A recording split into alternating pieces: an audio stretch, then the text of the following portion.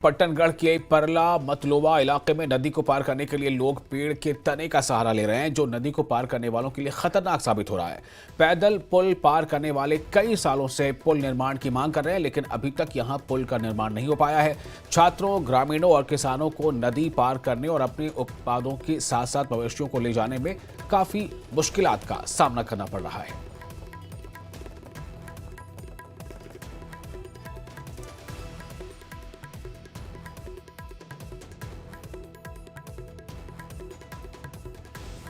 मेरा नाम अर्जुन सिंह है।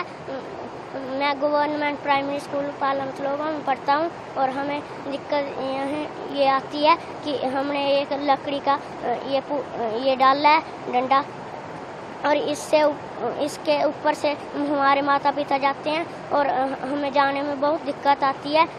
इसलिए हम गवर्नमेंट से यही चाहते हैं कि इधर जल्दी से जल्दी एक पुल बनाएं।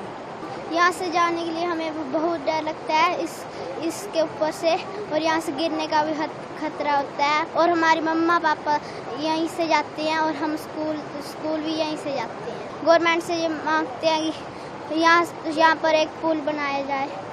मैं सबसे पहले न्यूज़ 18 का धन्यवाद करना चाहता हूँ, क्योंकि हमारी जो मुश्किलात होती हैं वो गवर्नमेंट तक पहुँचती नहीं है, और आप लोग इन जगहों पे पिछड़े हुए इलाकों में आकर हमारी आवाज़ को गवर्नमेंट तक पहुंचाते हैं। इसलिए मैं आपका बहुत बहुत धन्यवाद करना चाहता हूं।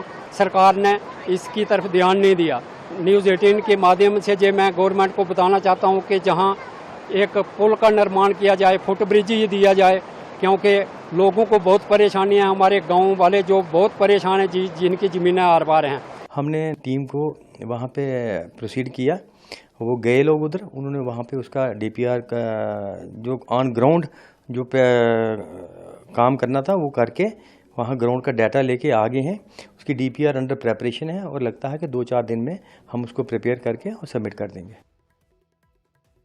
और हिमाचल प्रदेश